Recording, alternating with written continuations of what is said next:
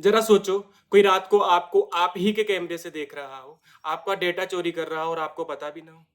या इवन ये भी हो सकता है कि आपके बैंक अकाउंट से बिना ओटीपी के पैसे निकाल लिए जाएं। स्कैरी ना? ये सारी की सारी रियल स्टोरीज है और इन्हीं की वजह से साइबर सिक्योरिटी एग्जिस्ट करती है।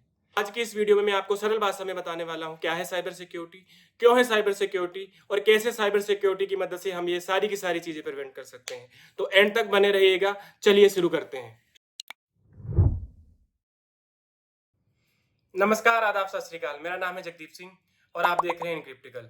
मैंने शुरू किया है कि 100 डे चैलेंज। इस 100 डे चैलेंज के अंदर मैं लेके जाने वाला हूँ एक यूट्यूब चैनल को जीरो से मोनेटाइजेशन तक, और आज है उसका डे 8।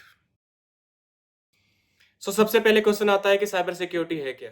साइबर सिक्योरिटी वो सारी की सारी चीजें हैं, जैसे आपके फोन का पासवर्ड, आपके बैंक से आया हुआ कोई ओटीपी, किसी छोटी या बड़ी कंपनी का कोई फायरवॉल, या इवन आपके एक्स के इंस्टाग्राम का पासवर्ड। ये सारी की सारी चीजें साइबर सिक्योरिटी का ही हिस्सा है।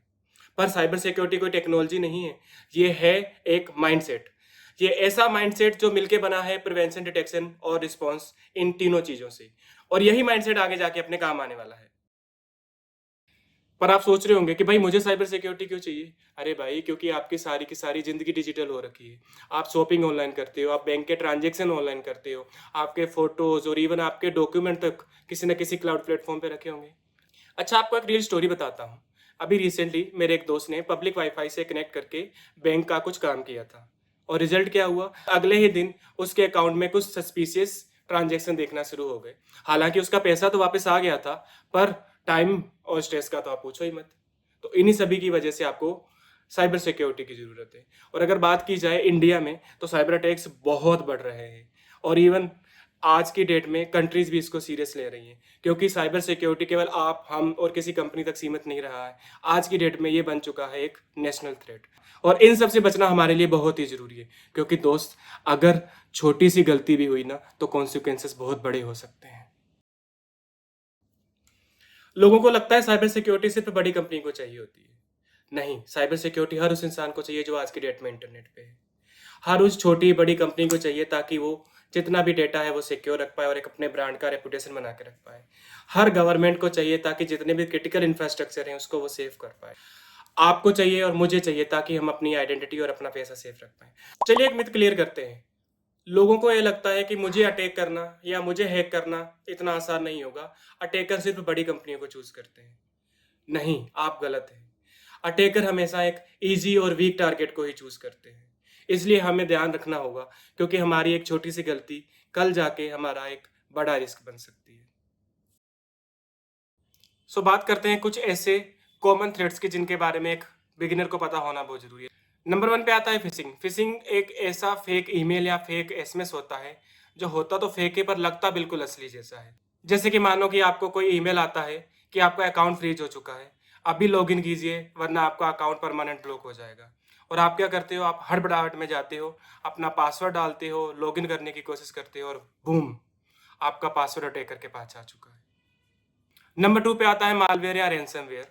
मालवेयर बेसिकली, मान लो आपके पास कोई ईमेल आता है और उसमें एक अटैचमेंट होती है invoice.pdf। आपको लगता है ये तो एक पीडीएफ है, आप इसको डाउनलोड करते हो और तुरंत आपका सिस्टम काम करना बंद कर देता है, और अचानक से एक पॉपअप आता है कि पे अस द मनी, अदरवाइज आपकी जितनी भी फाइल्स है वो सारी की सारी डिलीट हो जाएंगी। ये होता है रैनसमवेयर। नंबर 3 पे आता है डेटा ब्रीच। डेटा ब्रीच मतलब किसी कंपनी का सारा डेटाबेस हैक हो गया। एक एग्जाम्पल के लिए मानते हैं कि कोई शॉपिंग कंपनी थी, उसका डेटा ब्रीच हो गया। उसमें जितने भी यूजर थे उनका यूजर नेम, पासवर्ड और ईमेल, ये के सारा लीक हो जाए। अब दिक्कत इसमें ये आती है कि अगर आपने एक ही पासवर्ड सारे के सारी सोशल साइट्स पे यूज किया हो, सारी की सारी जगह पे आप एक ही पासवर्ड को यूज कर रहे हो, उस टाइम पे दिक्कत आती है। तो इससे बचने के लिए हर एक सोशल साइट, हर एक लॉगिन के लिए आपका यूनिक पासवर्ड होना चाहिए। नंबर 4 पे आता है डीडोस। ये थोड़ा सा डिफरेंट है। इसमें बेसिकली एक अटैकर एक वेबसाइट पे इतना ज्यादा, आई रिपीट, इतना ज्यादा ट्रैफिक भेज देता है कि वो सर्वर काम करना बंद कर देता है। एज एन एग्जाम्पल सोचो कि एक दुकान है जिसमें केवल 4 लोगों के रहने की या 4 लोगों के खड़े होने की जगह है, और वहां पे अचानक से 100 लोग आ जाएं। क्या होगा, वो दुकान बंद हो जाएगी, उसका दरवाजा जाम हो जाएगा। ऐसे ही डीडोस काम करता है। अब बात करते हैं कि हम इन सारे थ्रेड से कैसे बच सकते हैं। तो सबसे पहले नंबर पे आता है फिशिंग। फिशिंग से अगर हमें बचना है तो हमें वेरीफाई करना होगा सेंडर को। हमें चेक करना होगा कि क्या हमारे पास जो ईमेल आया है वो सच में एक्सिस बैंक से आया है या कोई और ही एक्सिस बैंक बनने की कोशिश कर रहा है। नंबर सेकंड पे आता है मालवेयर या रैनसमवेयर। इससे बचने के लिए हमें जितने भी ऑपरेटिंग सिस्टम है उनको अपडेट करना होगा और कोई भी मलिशियस साइट को हमें विजिट नहीं करना है और कोई भी ऐसी चीज़ जो हमारे किसी काम की नहीं है या लगता है कि ये डाउटफुल चीज़ है उसको डाउनलोड नहीं करना है, चाहे वो कोई इमेज हो, चाहे कोई वो पीडीएफ हो या चाहे कुछ और। नंबर 3 पे आता है डेटा ब्रीच। इससे बचने के लिए हमें अच्छे पासवर्ड यूज़ करना है, एक लेंदी पासवर्ड यूज़ करना है, हमें 2FA यूज़ करना है। इसके बारे में हम आने वाले टाइम में डिटेल में बात करेंगे। नंबर 4 पे आता है डीडोस। ये थोड़ा-सा डिफरेंट है। सो इससे प्रिवेंशन के लिए कंपनीज़ अलग-अलग प्रिवेंशन मेथड्स यूज़ करते हैं जिनके बारे में हम आने वाले टाइम में बात करेंगे। अब बहुत सारे लोग पूछते हैं कि क्या इसमें मैं करियर बना सकता हूँ? क्या मुझे उसके लिए कोडिंग आना ज़रूरी है? क्या ये टफ़ है? हाँ, आप इसमें करियर बना सकते हैं। आपको क्यूरियस होने की ज़रूरत है। आपका एक प्रॉब्लम सॉल्विंग वाला माइंडसेट होना चाहिए और आपको ज़रूरत होगी एक कंसिस्टेंट प्रैक्टिस की। हाँ, कुछ रोल्स हैं जिसमें कोडिंग की ज़रूरत होती है, पर कुछ रोल्स हैं जिनमें बिना कोडिंग के भी काम होता है।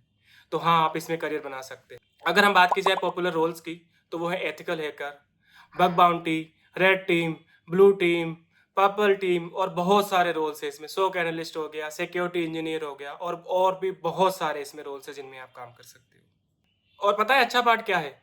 आप सर्टिफिकेशन और हैंड्स ऑन लैब से आप भी एंट्री ले सकते हो। और आने वाले वीडियोस में मैं रोड मैप बनाऊंगा कि कैसे आप एक सर्टिफिकेट को चूज करके एंट्री ले सकते हो साइबर सिक्योरिटी रोल्स में। बात करते हैं हम इन सब से कैसे बच सकते हैं। Number 1, turn on 2FA for your important accounts. Second, password manager का यूज करो ताकि आप एक यूनिक और एक लेंदी पासवर्ड बना पाओ सबके लिए। नंबर 3, किसी भी सस्पिशियस लिंक पे आप क्लिक मत करो। नंबर 4, अपने मोबाइल, अपने डिवाइसेस और ऑपरेटिंग सिस्टम को अपडेट रखो। नंबर 5, जितनी भी आपकी इंपॉर्टेंट फाइल्स हैं उन सब का आप बैकअप रेडी रखो। So in case of any mishap आपके पास वो इंपॉर्टेंट फाइल्स होना चाहिए। अगर आप आज से ये 5 चीज़ें फॉलो करते हो तो आप पे साइबर अटैक होने का रिस्क बहुत कम हो जाएगा। तो अगर आपको हमारी ये वीडियो पसंद आई तो लाइक और सब्सक्राइब कीजिए इनक्रिप्टिकल को, क्योंकि अगले 100 डेज में हम स्टेप बाय स्टेप एक हैकर माइंडसेट को बिल्ड करेंगे। कल के वीडियो में हम कवर करेंगे नेटवर्किंग बेसिक्स फॉर हैकर्स। बिल्कुल जीरो से स्टार्ट करेंगे और देखेंगे डेटा कैसे ट्रेवल करता है अक्रॉस द नेटवर्क। ये वीडियो बहुत ही क्रूशियल होने वाला है अगर आप भी हैकिंग सीखना चाहते हैं। तो मिलते हैं कल के वीडियो में, तब तक के लिए सत श्री अकाल।